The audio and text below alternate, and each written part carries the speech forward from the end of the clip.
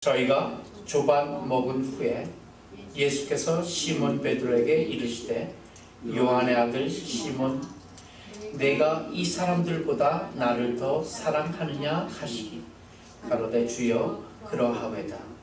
나는 주를 사랑하는 줄 주께서 아시나이다. 가라사대 내 어린 양을 먹이라 하시고 또 두 번째 가라사대 요한의 아들 시몬아 내가 나를 사랑하느냐 하시니 가로되 주여 그러하외다. 내가 주를 사랑하는 줄 주께서 아시나이다. 가라사대 내 양을 치라 하시고 세 번째 가라사대 요한의 아들 시몬아 내가 나를 사랑하느냐 하시니 주께서 세 번째 내가 나를 사랑하느냐 하시므로 베드로가 근심하여 가로되 주여 모든 것을 아시오매 내가 주를 사랑하시는 줄 주께서 아시나이다. 예수께서 가라사대 내 양을 먹이라. 내가 진실로 진실로 너희에게 이르노니 젊어서는 네가 스스로 띠띠고 원하는 곳으로 다녔거니와 늙어서는 내 팔을 벌리리니 남이 내게 띠띠우고 원치 아니하는 곳으로 데려가리라. 아멘. 내가 나를 사랑하느냐. 오늘 함께 읽은 본문만큼 설교 자료로 많이 인용된 말씀도 없을 것입니다. 복음성가 가사로도 많이 사용되었습니다. 더불어 본문만큼 속 깊은 내용이 뜻밖의 오해가 된 경우도 드물 것입니다. 15절에 보니까 이 사람들이라고 시작합니다. 요한의 아들 시몬아 내가 이 사람들보다. 이 사람들이란 누군가요?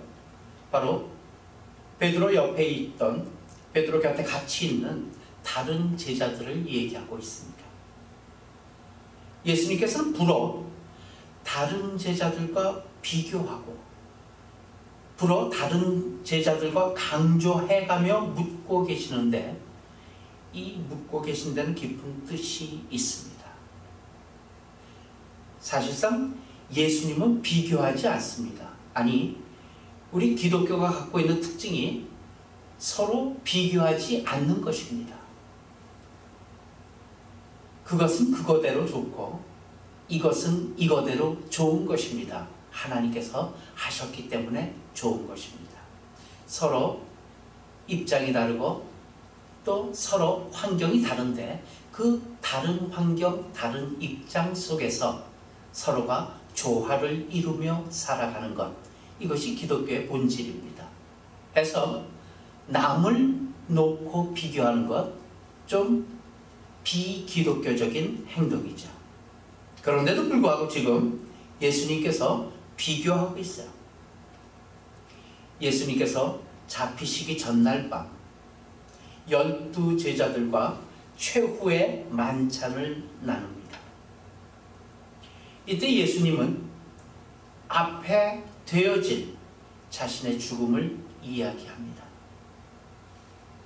그러면서 그때가 되면은 너희가 다 나를 버리리라 이렇게 말씀하시는 곳이 있습니다. 마가복음 16장 27절로 27절부터 30절입니다.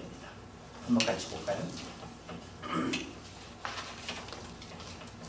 한 절씩 나눠서 보겠습니다. 예수께서 제자들에게 이르되 너희가 다 나를 버리리라. 이는 기록된 바 내가 목자를 치리니 양들이 흩어지리라 하였느니라. 그러나 28절입니다. 시작. 그러나 내가 살아난 후 너희보다 먼저 갈릴리로 가리라. 베드로가 여짜오되 다 버릴지라도 나는 그렇지 않겠나이다. 예수께서 가라사대 때 내가 진실로 너희에게 이르노니 오늘 이 밤 닭이 2번 울기 전에 내가 3번 나를 부인하리라. 베드로는 분명히 다 버릴지라도 여기 있는 제자들 다 예수님을 버릴지라도 나는 그러지 않겠노라 얘기합니다. 장담하는 거죠. 이 베드로의 장담, 베드로의 신념 혹은 베드로의 교만으로까지 생각되어질 수 있는 이 장담, 그것도 괜스레 옆에 다른 제자들까지 들먹입니다. 자신은 저들과 다르다라는 얘기입니다. 그런 자신감에 넘쳤던 베드로를 주님은 기억하십니다. 지금 주님은 그때 베드로가 지목했던 바로 그 제자들, 바로 그 제자들을 지목하면서 베드로에게 고의적으로 다시 묻고 있습니다. 이 사람들보다 내가 나를 더 사랑하느냐? 당시 베드로의 장담에 예수님께서는 반색은커녕 오히려 그를 경각시키는 말씀으로 대신합니다. 오늘 밤 닭이 울기 전에 내가 3번 나를 부인하리라. 그리고 결국 숯불 앞에서 예수님을 부인할 때 주님은 신문 중에 있었으며 그 신문 중에서 돌이켜 새벽닭이 울 때 베드로를 깊이 음시를 합니다. 시몬 베드로, 그는 큰 체격과 거친 성격을 가졌습니다. 직선적이고 매우 성급한 성격, 지나치게 열정적이기도 하고 충동적인 성격을 가진 사람입니다.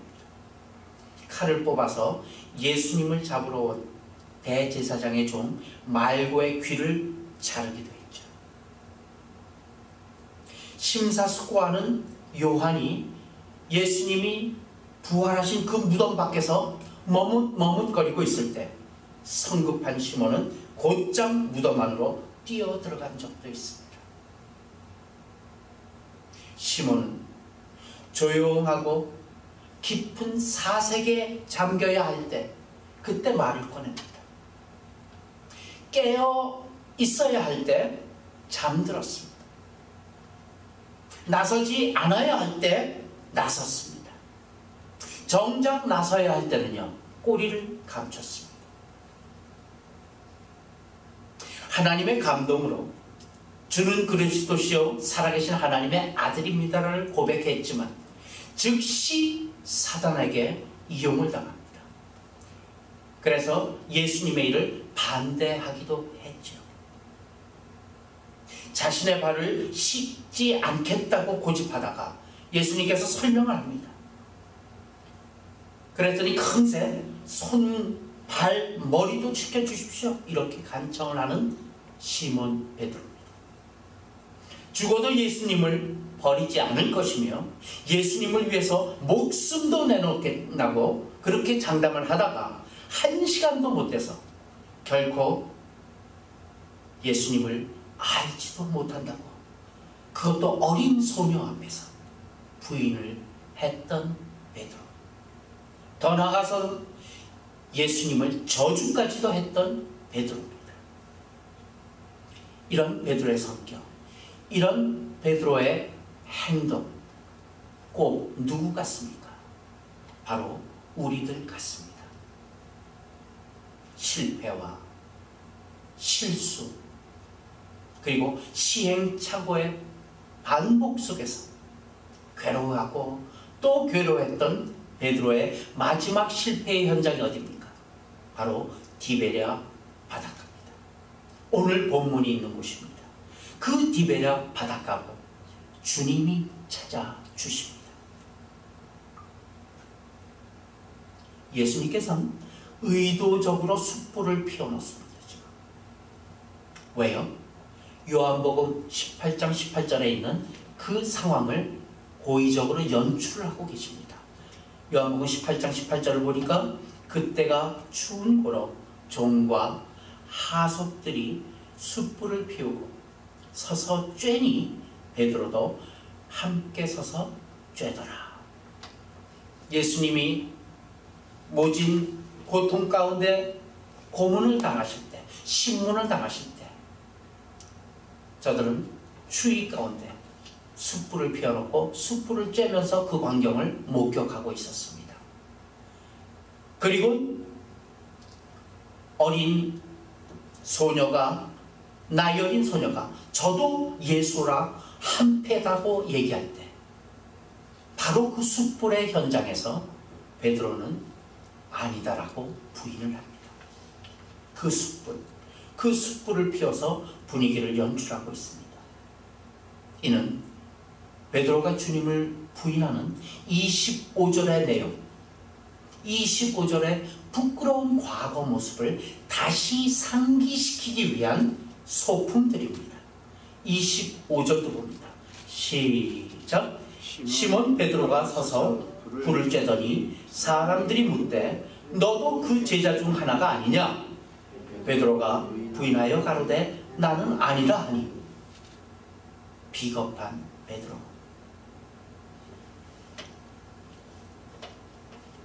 부끄러운 과거의 모습, 숯불을 피워놓고 상기시키고 있는 주님.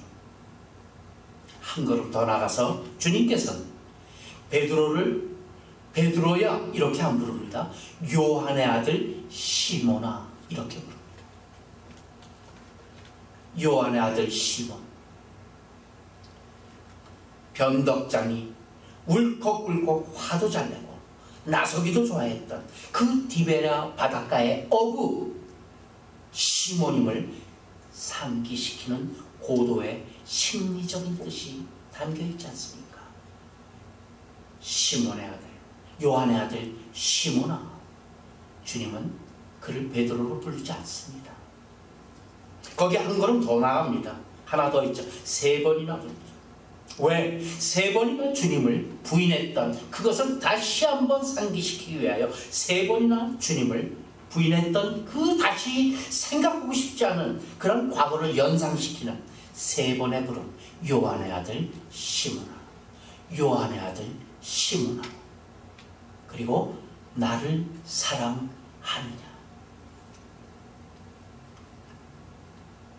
과연 베드로는 몸둘 바를 몰라서 쥐구멍을 찾기에 급급하였을 것입니다. 주님을 부인하고 저주했던 그 자신을 후회는 했죠. 그러나 심히 통곡은 했죠. 그러나 자책으로 온 밤을 지새웠죠. 그러나 이 베드로 그 후회도 잠깐이었다는 사실입니다. 주님과 동행하며 사명감에 충만했던 그 사역, 그 모든 것 다 뒤로 팽개친 채, 포기한 채 나는 도로 물고기나 잡으러 가야겠다며 그렇게 생각하며 세상으로 돌아갔던 베드로입니다. 그것도 혼자만 돌아간 게 아니에요. 따라 나서게 했어요. 그래서 모든 제자들이 다 따라 나섰어요. 어디로? 디베랴 바닷가로. 고기가 잡혔습니까? 한 마리도 못 잡았다고 본문은 얘기하고 있습니다. 고기잡이의 실패 현장. 세상으로 돌아간 베드로와 그의 제자들. 바로 그 현장에 주님은 찾아주신 것입니다. 그들은 실력을 다해 밤새도록 수고했죠. 잡은 고기 한 마리도 없었습니다. 제자들은 허탈했을 것입니다. 좌절감에 처해서 어찌할 바를 몰랐습니다. 그리고 주님을 배반한 그 죄책감도 크게 갖고 있었을 새벽입니다. 그때 주님이 찾아오십니다. 그리고 묻습니다. 고기가 있느냐? 이것이 바로 하나님의 은혜입니다. 오늘도 주님은 이같이 실패한 인생을 찾으시고 그 실패한 인생들을 찾고 계시며 찾아오신 것을 믿으시길 바랍니다.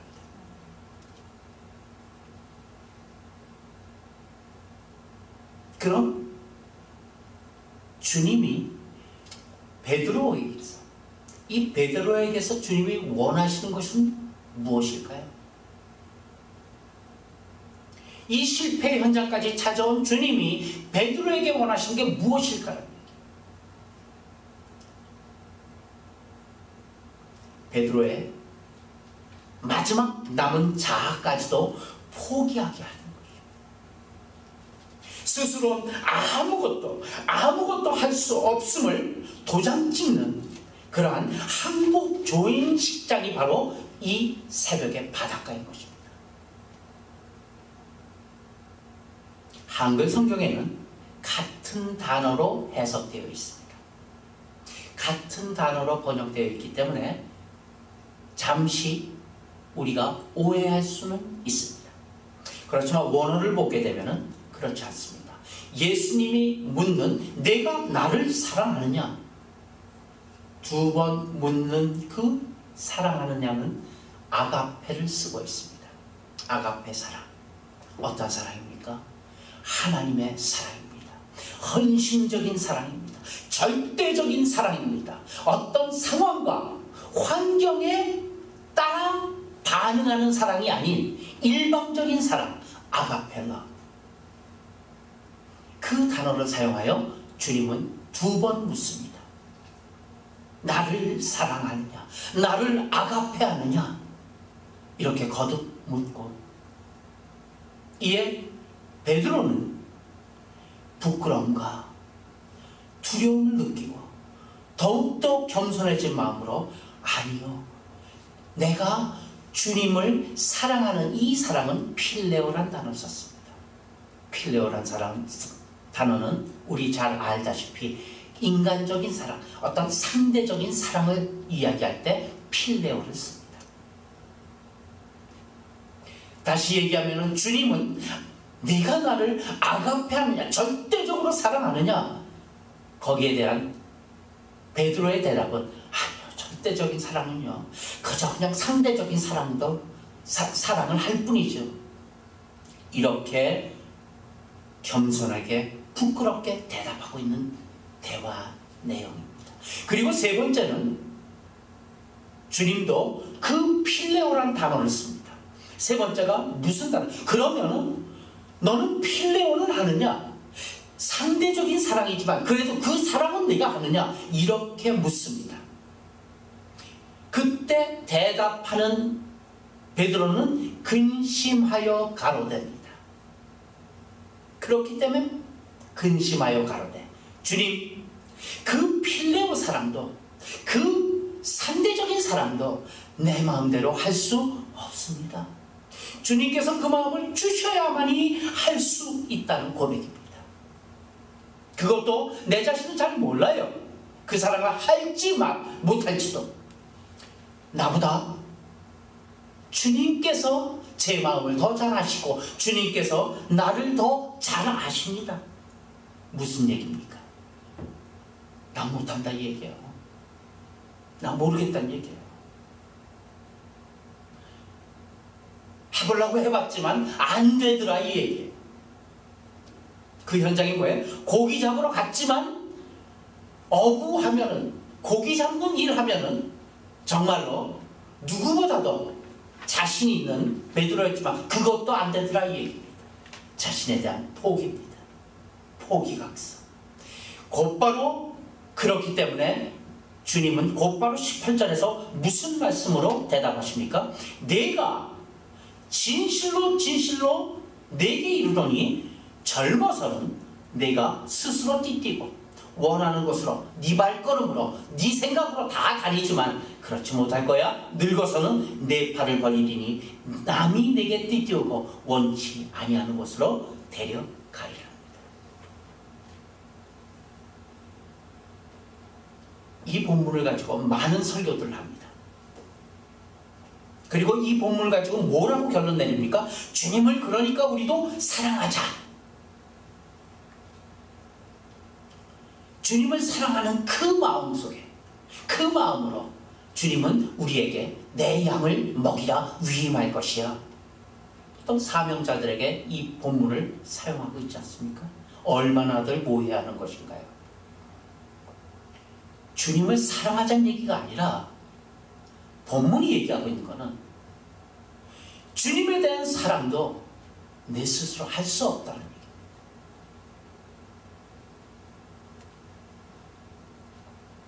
얘기예요. 은혜 받고 담대해집니다. 우리가 주를 위해 무엇인가를 이루고야 말겠다는 그런 결연한 의지, 목숨까지도 내놓겠다고 했을 때 주님의 반응이 무엇이었어요? 뜻밖의 아니오시다였습니다.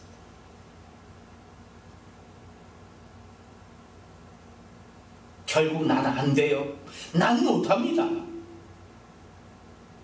됩니다. 그 자리까지 내려갔을 때 베드로는 내 양을 치라, 내 양을 먹이라, 그러한 예수님의 위임을 받게 된다는 사실입니다. 구약의 내 열심이 특심이었던 갈멜산의 엘리야, 우리 기억하지 않습니까?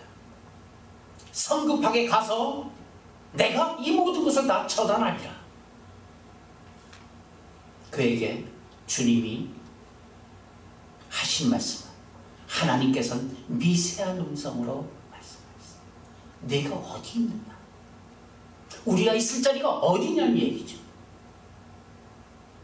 열심히 특심이었던 갈멜산의 엘리야같이 그렇게 성급했던 시몬, 그러나 자기 스스로 자기 자신을 포기하게 됐을 때 그는 비로소 변화를 받게 됩니다.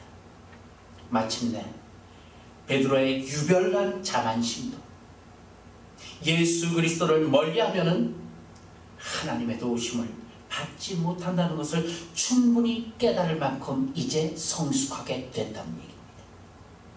자신들의 약점을 알아서 겸손해진 이 후풍쟁이가 이제 그 형제들을 강건하게 만들 수 있는 신앙에까지 자라도록 주님께서는 그토록 그에게 열심이셨다는 것이 본문의 내용입니다.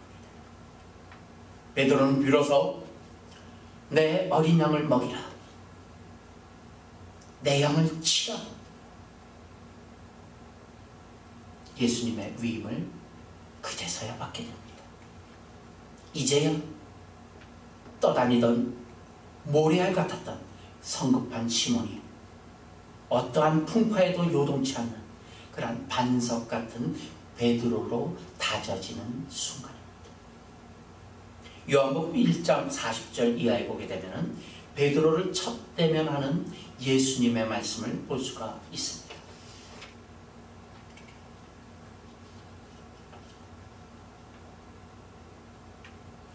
요한복음 1장 42절을 제가 보겠습니다.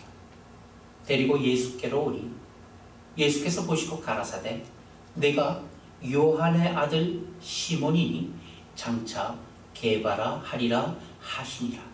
게바는 번역하면 베드로라. 게바나 베드로나 다 반석이라는 뜻을 갖고 있죠. 그런데 이 반석이라는 새 이름이 어디 시몬에게 지금 어울립니까? 마치 난쟁이를 보고 골리앗이라 부르는 것이나 다름없는 내용이에요. 그러나 주님은 내가 이제부터 반석이다 이렇게 말씀하신 것 아닙니다. 반석이 장차 되리라 하셨습니다. 그가 얼마나 잘 흔들리고 그가 얼마나 연약한지를 다 아시고 부르셨다는 얘기입니다. 그러나 그를 변화시켜서 장차 반석 같은 하나님의 사람으로 믿음 주시고 그 믿음 위에 예수 그리스도의 교회를 세우고 또 그 교회를 통해서 하나님의 사역을 나타나시기 위해 그를 부르셨다는 얘기입니다. 그 이후 사도행전을 보게 되면 베드로는 복음서의 시몬과는 사뭇 다르게 묘사되어 있는 것을 우리는 보게 됩니다. 게다가 오순절 성령 충만을 받은 베드로 한 번에 3,000명을 예수님께로 회개하는 설교도 합니다. 안진뱅이를 일으킵니다. 아나니아 삽비라 부부를 성령으로 판결합니다. 치유의 기적도 베풉니다. 죽은 도르가도 살립니다. 이방인에게 복음을 전하며 3번이나 투옥되어 풀려나온 초대교회의 지도자가 됩니다. 충동적인 성격도 겸손한 모습으로 거듭난 것을 우리는 바울하고의 대화에서 볼 수 있습니다. 사실 베드로가 생각할 때 사도 바울은 참 애순이죠. 그 애순이 같은 사도 바울이 베드로를 힐난할 때 그대로 받는 모습을 우리는 기억합니다. 말씀을 정리해보죠. 내가 무엇인가를 주도적으로 하려고 할 때 나를 조종하고 있는 것은 뜻밖의 마귀입니다. 베드로는 이것을 깨달았다는 얘기입니다. 몇 가지 근거를 살펴보겠습니다. 누가복음 22장 32절부터 33절.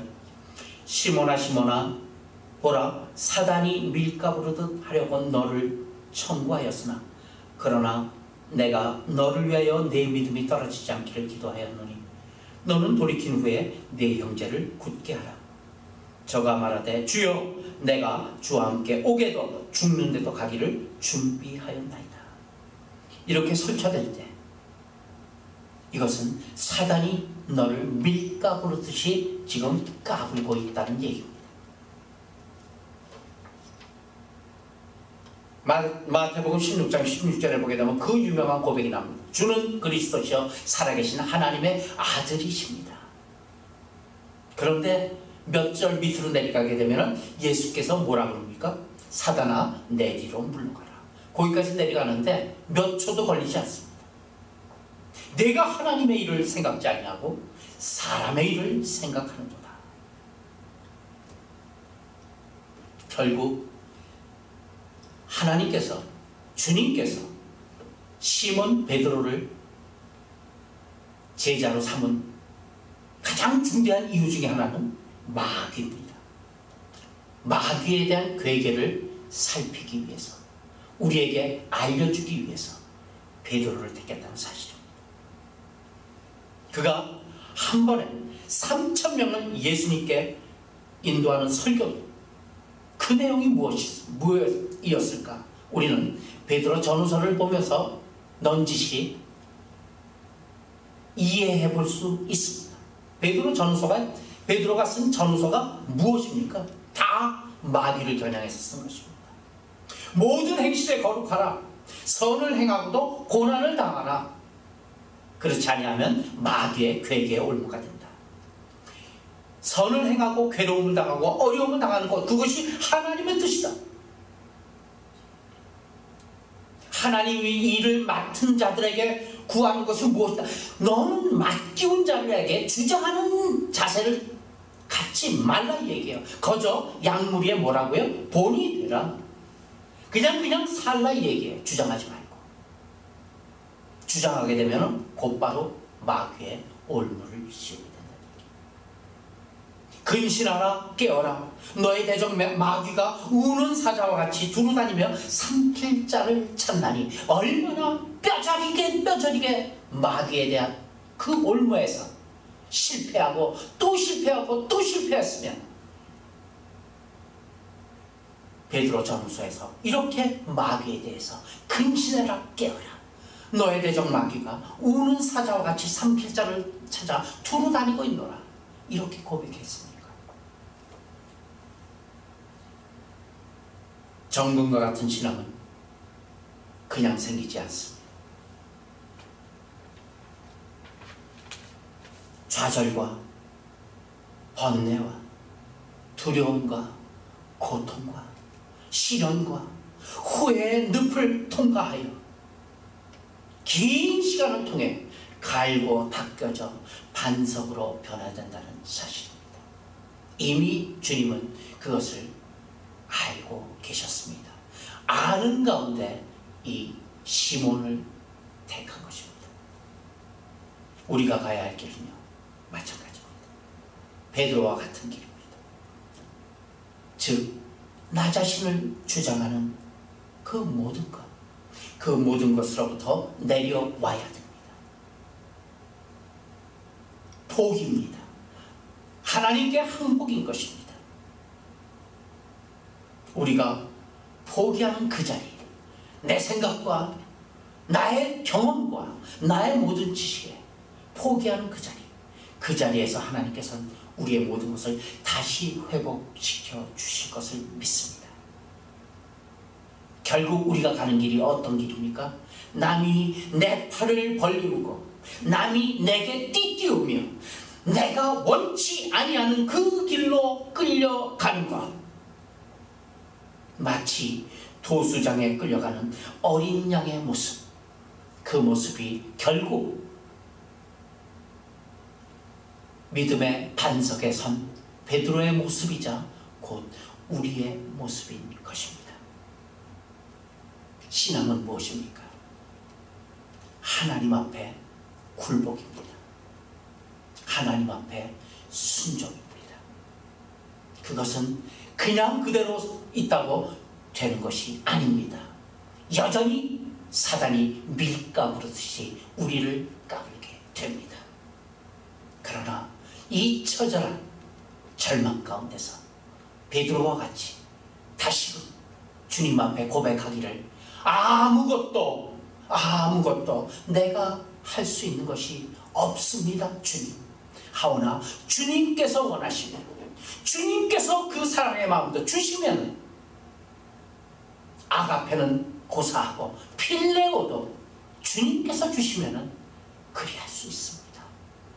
이 고백이 우리 모두의 삶의 고백이 되어지기를 주님의 이름으로 축원합니다.